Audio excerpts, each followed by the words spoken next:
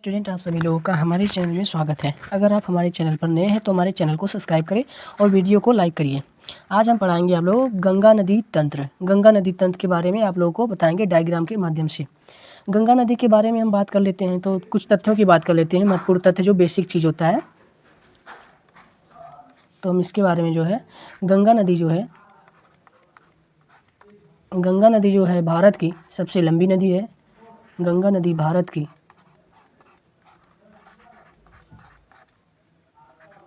भारत की सबसे लंबी नदी है। लंबी नदी है जिसकी लंबाई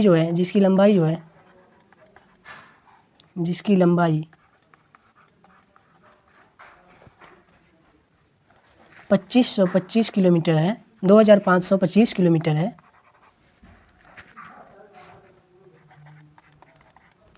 वीडियो में आप बने रहिए। गंगा के बारे में कोई भी चीज़ हमसे छूटेगी नहीं जो कि आपको न बताया हो, ठीक है। तो वीडियो में बने रहिए जिससे आपका एक भी पॉइंट जो है मिस ना हो। दूसरा तथ्य जो है गंगा नदी जो है कितने देशों से गुजरती है, तो गंगा नदी जो है 2 देशों से गुजरती है। 2 देशों से गुजरती है।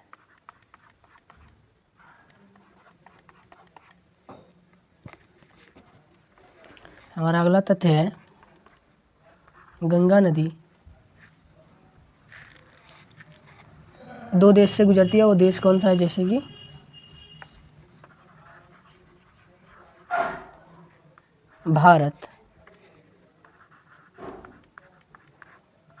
भारत और बांग्लादेश। इन्हीं 2 देशों से जो है गंगा नदी गुजरती है। गंगा नदी की बात करें तो गंगा नदी जो है, अगर यदि पूछा जाए कि गंगा नदी कितने राज्यों से गुजरती है, तो गंगा नदी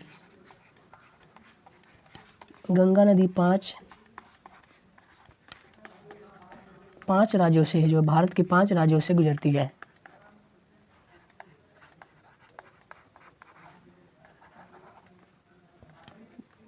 पांच राज्यों से जो है गुजरती है गंगा नदी।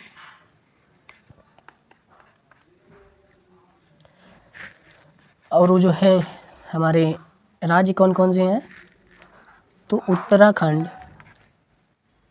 उत्तर प्रदेश, बिहार,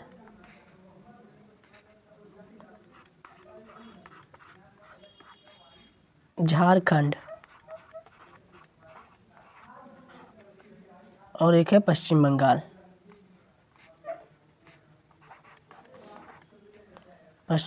है। इन्हीं 5 राज्यों से जो हमारी गंगा नदी गुजरती है। गंगा नदी जो है स्वतः, गंगा नदी की बात करें तो गंगा नदी जो है स्वतः स्वच्छ हो जाती है। गंगा नदी स्वतः स्वच्छ हो जाती है।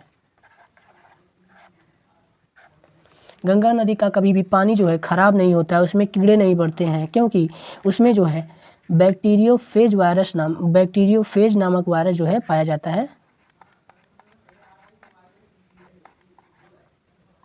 बैक्टीरियोफेज नामक वायरस जो है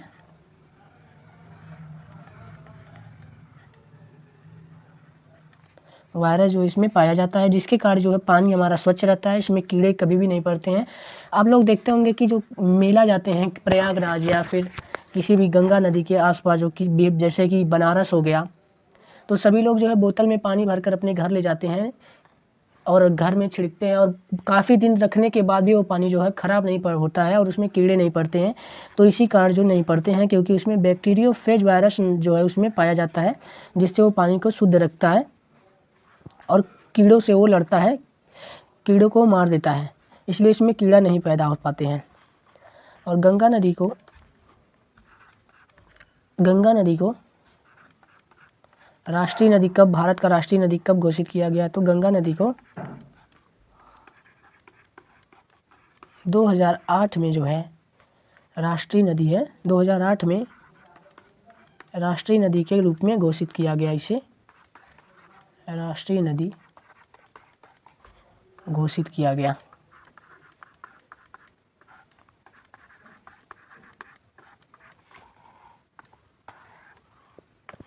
राष्ट्रीय नदी के रूप में इसे घोषित किया गया है।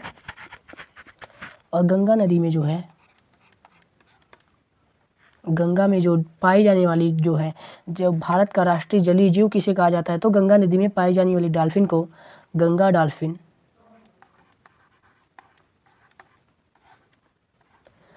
डॉल्फिन को जो है भारत का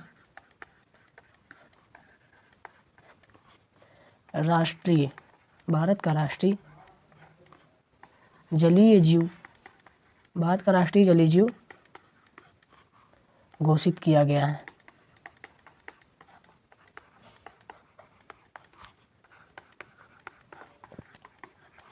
इस प्रकार हम इसके महत्वपूर्ण तथ्यों को, बेसिक जानकारी को जान चुके हैं। और चलिए हम इसे डायग्राम की सहायता से इसे समझाते हैं आपको।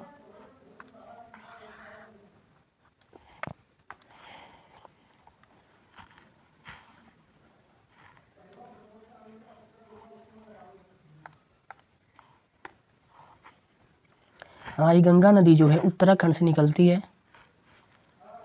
उत्तराखंड में गंगोत्री हिमानी,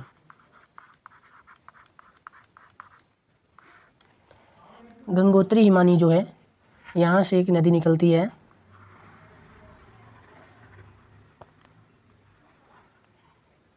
जिसका नाम जो है भागीरथी है। भागीरथी है। गंगोत्री नदी, गंगोत्री हिमानी से जो है एक नदी निकलती है भागीरथी नदी, वो आगे तक जाती है। और जो हिमानी का मतलब होता है बर्फ़ का ग्लेशियर, बर्फ़ का जो पत्थर होता है, पहाड़ होता है, ग्लेशियर होता है, वहाँ से गंगोत्री हिमानी से जो है भागीरथी नदी निकलती है। और एक निकलती है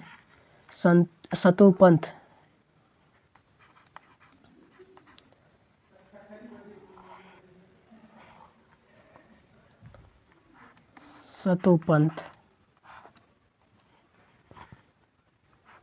सतोपंथ हिमानी से जो है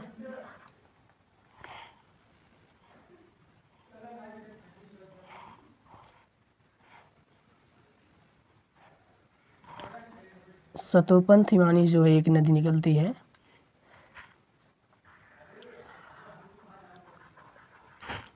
इस नदी का नाम जो है अलकनंदा है।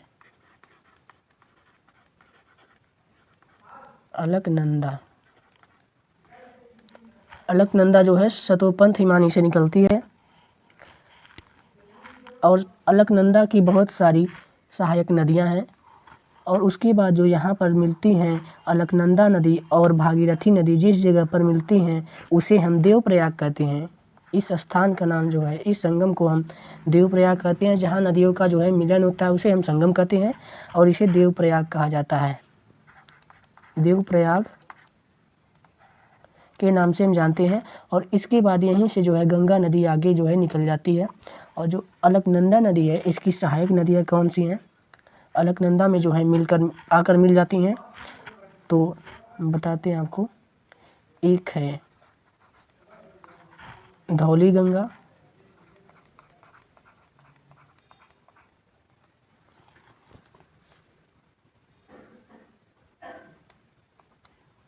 एक हमारा धौली गंगा हो गया, यहाँ पर आकर मिलता है अलकनंदा नदी में। इसे हम विष्णु प्रयाग कहते हैं। विष्णु प्रयाग कहते हैं।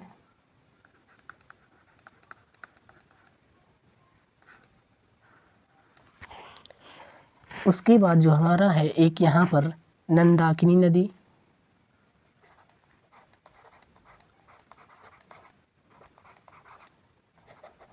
नंदाकिनी नदी निकलती है और वो जो है यहाँ पर मिलती है अलकनंदा नदी में जो मिलती है, तो इस जगह को जहाँ पर मिलती है उसे हम नंद प्रयाग कहते हैं। नंद प्रयाग, इसे हम नंद प्रयाग कहते हैं। उसके बाद एक नदी निकलती है पिंडार नदी। पिंडार नदी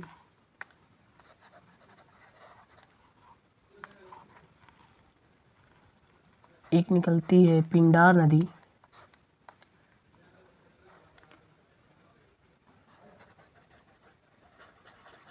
और जहाँ पर पिंडार नदी हमारी मिलती है उसे हम कहते हैं, यहाँ से जो निकलती है अलकनंदा नदी में ये 5 नदियाँ मिलती हैं। पहली धौली गंगा, दूसरी नंदाकिनी और तीसरी जो है पिंडार नदी मिलती है। और जो जिस जगह पर मिलती है हम उसे कहते हैं कर्णप्रयाग।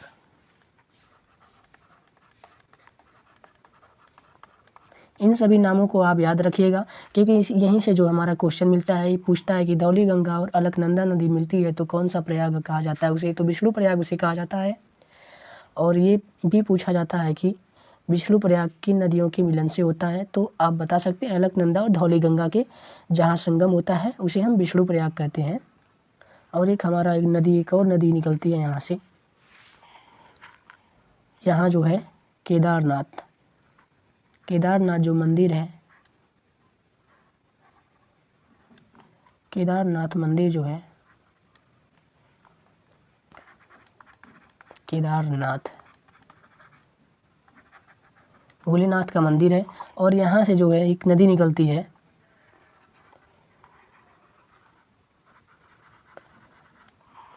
इस नदी का नाम जो है मंदाकिनी नदी है।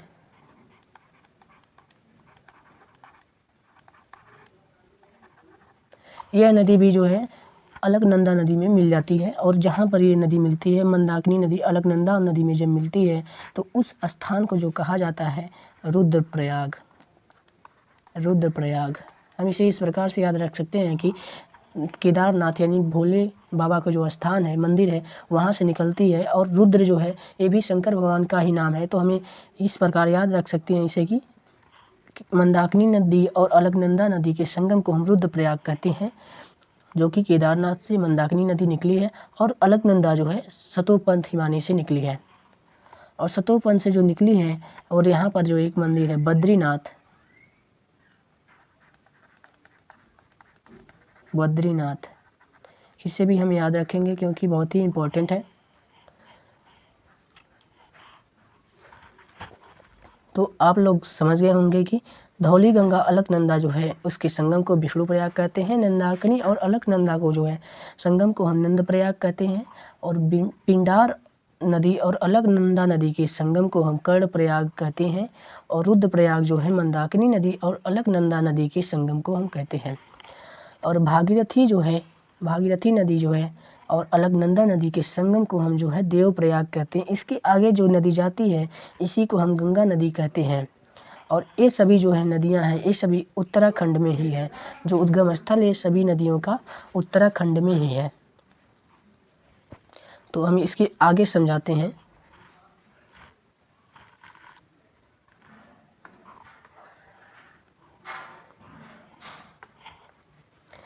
ये गंगा नदी है, गंगा नदी इस प्रकार से ऐसे जाता है। तो यहाँ पर जो है हरिद्वार बहुत ही इम्पोर्टेंट है, इसे याद रखिएगा। हरिद्वार जो है, यदि क्वेश्चन इस प्रकार से पूछता है कि गंगा नदी मैदानी भाग में कहाँ से निकलती है, तो जो है हरिद्वार से निकलती है। गंगा नदी मैदानी क्षेत्र में हरिद्वार में से निकलती है, जो कि उत्तराखंड में है हरिद्वार। यहाँ पर जो है बहुत से लोग पर्यटक आते भी हैं हरिद्वार में। और उसके बाद जो है यहाँ से हमारा उत्तर प्रदेश शुरू हो जाता है। यहीं से हमारी गंगा नदी जो है उत्तर प्रदेश में प्रवेश करती है।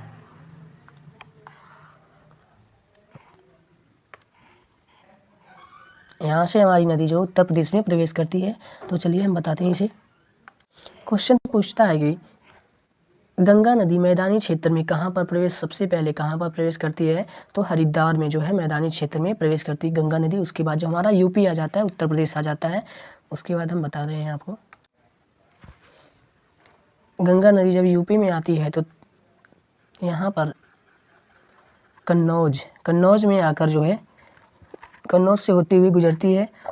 और यहीं पर जो है हमारा एक रामगंगा नदी जो है, इसकी सबसे पहली गंगा नदी की जो है सबसे पहली सहायक नदी है वो रामगंगा है, जो कि ये भी उत्तराखंड से ही निकली है, रामगंगा।